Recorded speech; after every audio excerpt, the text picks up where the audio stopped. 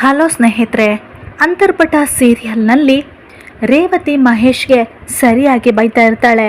ಯಾಕಂತ ಹೇಳಿದ್ರೆ, ಮಹೇಶ್ ಬೀಗ್ರ ಮನೆಗೆ ಹೋದಾಗ ಅಲ್ಲಿ ನಮಗೆ ಒಂದು ಹೊತ್ತು ಗಂಜಿಗೂ ಗತಿ ಇಲ್ಲ ಅಂತ ಹೇಳಿ ದುಡ್ಡು ತಗೊಂಡು ಬಂದಿತ್ತು ರೇವತಿಗೆ ಗೊತ್ತಿತ್ತು.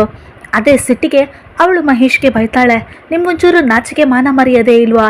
ಬೀಗ್ರ ಮನೆಗೆ ಹೊಸದಾಗಿ ಹೋಗ್ತಾ ಇದ್ದೀವಿ, ಮಗಳ ಮನೆಗೆ ಹೋಗ್ತಾ ಇದ್ದೀವಿ, ಅಲ್ಲಿ ಅವ್ರ ಹತ್ರನೂ ದುಡ್ಡು ಕೇಳಿದ್ರಿ ಅಲ್ಲ, ನಿಮ್ಮ ಬುದ್ಧಿನ ನೀವು ಅಲ್ಲೂ ಬಿಡಲಿಲ್ಲ ಅಲ್ವಾ?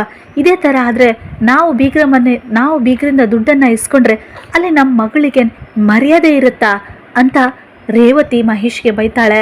ಅದಕ್ಕೆ ಮಹೇಶ್ ಹೇಳ್ತಾನೆ, ನನಗೇನು ಗೊತ್ತಿಲ್ಲ ಕಣೆ, ನಾನೇನು ದುಡ್ಡು ಕೇಳಲಿಲ್ಲ, ನನಗೆ ಸಿರಿ ಕವರಲ್ಲಿ ದುಡ್ಡಿದೆ ಅಂತ ಹೇಳಿದ್ದೇ ಗೊತ್ತು ಅಂತ ಮಹೇಶ್ ನಾಟಕ ಆಡ್ತಾನೆ. ಆವಾಗ ಸಿರಿ ಹೇಳ್ತಾಳೆ, ಇದೇನಮ್ಮ, ನಾವು ಉಪವಾಸ ಇದ್ದರೂ ಪರವಾಗಿಲ್ಲ, ನಿನ್ನ ಮಗಳ ಮರ್ಯಾದೆ ಹೋಗುತ್ತೆ ಅಂತ ಮಾತ್ರ ನಿನಗೆ ಚಿಂತೆ ಅಂತ ಸಿರಿ ಹೇಳ್ತಾ ಇರ್ತಾಳೆ.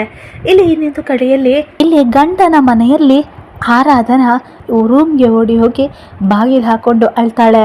ಯಾಕಂದರೆ ಅವಳಿಗೆ ತುಂಬ ಬೇಜಾರಾಗಿತ್ತು. ಅತ್ತೆಯ ಮಾತಿನಿಂದ ಮನಸ್ಸಿಗೆ ತುಂಬ ಬೇಜಾರು ಮಾಡ್ಕೊಂಡಿದ್ಲು. ಸುಶಾಂತ್ ಅಮ್ಮ ಆರಾಧನಾಳನ್ನು ಸೊಸೆ ಅಂತ ಒಪ್ಕೊಳ್ಳೋದಕ್ಕೆ ತಯಾರೇ ಇರಲಿಲ್ಲ. ಯಾಕೆ ಅವರು ಆ ಥರ ಮಾಡ್ತಾಯಿದ್ರು ಅಂತ ಆರಾಧನಾಳಿಗೂ ಗೊತ್ತಿರಲಿಲ್ಲ. ಅವರು ಆರಾಧನಾ ಅಡುಗೆ ಮನೆಗೆ ಹೋದಾಗ ಸುಶಾಂತ್ ಅಮ್ಮ ಈ ಅಡುಗೆ ಮನೆ ನನಗೆ ಮಾತ್ರ ಸ್ವಂತದ್ದು, ಬೇರೆ ಯಾರು ಕೈ ಹಾಕೋದು ಅಡುಗೆ ಮನೆಯಲ್ಲಿ ಬಂದು ಅಡುಗೆ ಮಾಡೋದು ನನಗಿಷ್ಟ ಆಗಲ್ಲ, ಇಲ್ಲಿ ನಾನೇ ಅಡುಗೆ ಮಾಡಬೇಕು ಅಂತ ಆರಾಧನಾಳಿಗೆ ನೋವಾಗುವ ಹಾಗೆ ಮಾತಾಡಿದ್ರು. ಆರಾಧನಾಳ ಅತ್ತೆ ಅಂತ ಮಾತಾಡಿದಾಗ ಅವರು, ನಿನ್ನನ್ನು ನಾನು ಯಾವತ್ತೂ ಸೊಸೆ ಅಂತ ಒಪ್ಕೊಳ್ಳೋದಿಲ್ಲ ಅಂತನೂ ಹೇಳಿದರು. ಅದು ಕೂಡ ಆರಾಧನಾಳಿಗೆ ನೋವನ್ನುಂಟು ಮಾಡಿತ್ತು. ಆರಾಧನಾಳಿಗೆ ಅವರು ಯಾಕೆ ಆ ಥರ ಮಾಡ್ತಾ ಇದ್ದಾರೆ ಅನ್ನೋದು ಗೊತ್ತಿರಲಿಲ್ಲ.